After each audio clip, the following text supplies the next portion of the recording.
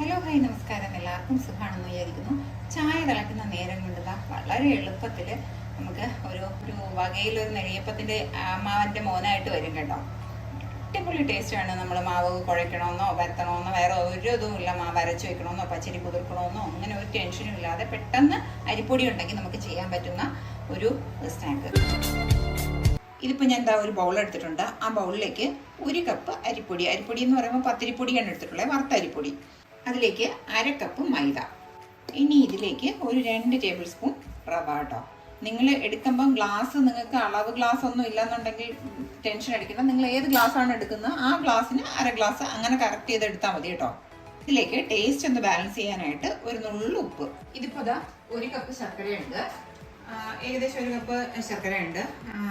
അച്ച കണക്ക് പറയുകയാണെങ്കിൽ 2 അച്ച് ശർക്കര കേട്ടോ. അതിലേക്ക് 1/2 കപ്പ് വെള്ളം കേട്ടോ. അളവെല്ലാം കറക്റ്റ് ആയിരിക്കണം. അപ്പോൾ അതുകൊണ്ട് അതൊന്ന് സൂക്ഷിച്ചോട്ടോണേ. 1/2 കപ്പ് വെള്ളം. ഈ ശർക്കര ഒന്ന് അലിഞ്ഞു വരട്ടെ, അതുവരെ നമുക്ക് വെയിറ്റ് ചെയ്യാം. ഒറ്റ നൂൽ പരുവൊന്നും ആവാൻ നിൽക്കണ്ട. നമ്മുടെ ഈ ശർക്കരയുടെ കല്ലും മണ്ണും ഒക്കെ പോകാനായിട്ട് ഒന്ന് അരിച്ചെടുക്കണം. അതിന് വേണ്ടിയിട്ടാണ്. അതൊന്ന് അലിഞ്ഞു വരട്ടെ, അതുവരെ നമുക്ക് വെയിറ്റ് ചെയ്യാം.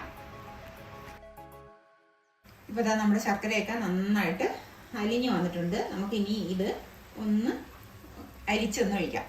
ഇത് ഞാനിപ്പോൾ 1 കപ്പ് എടുത്ത് വെച്ചിട്ടുണ്ട്. ആ കപ്പിലേക്കാണ് അരിച്ചൊഴിക്കുന്നത് കേട്ടോ. നമ്മൾ ഇതേപോലെ ചൂടോടുകൂടി ഡയറക്റ്റ് അതിലോട്ട് എടുത്ത് ഒഴിക്കരുത്. ഇതൊന്ന് തണുക്കണം എന്ന് വെച്ചാൽ നമ്മളെ കൈ കൊണ്ട് പിടിക്കുമ്പോഴത്തേക്ക് ഒന്ന് കൈ പൊള്ളരുത്. ആ ഒരു പരുവത്തിന് ഉള്ള ചൂടോടുകൂടി ഒഴിക്കുക. അല്ലാതെ ഡയറക്റ്റ് ഈ ചൂടോടുകൂടി ഇതിലെടുത്തങ്ങ് ഒഴിക്കരുത് കേട്ടോ. എനിക്കിപ്പോൾ ഒരു പാൻ എടുപ്പത്ത് വെച്ചിട്ടുണ്ട്. പാനിലേക്ക് 1 ടേബിൾ സ്പൂൺ നെയ്യ് ഒഴിക്കുന്നുണ്ട്.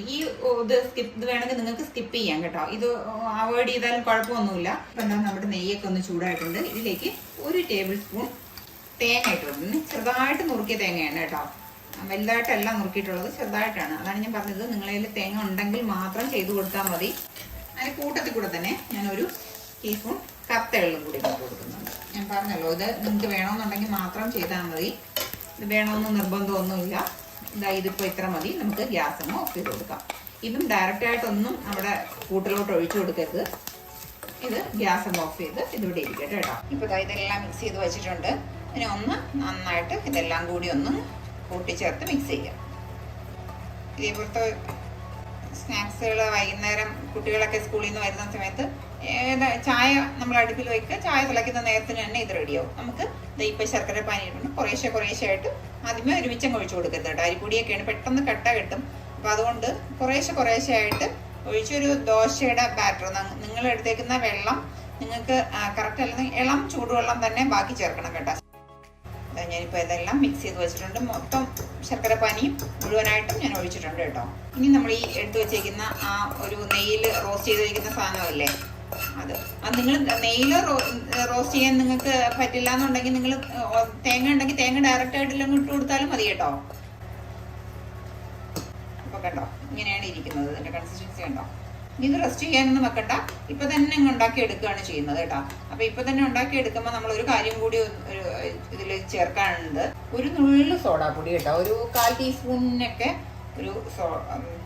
വരുന്ന ഒരു സോഡാപ്പൊടി ഇതാ.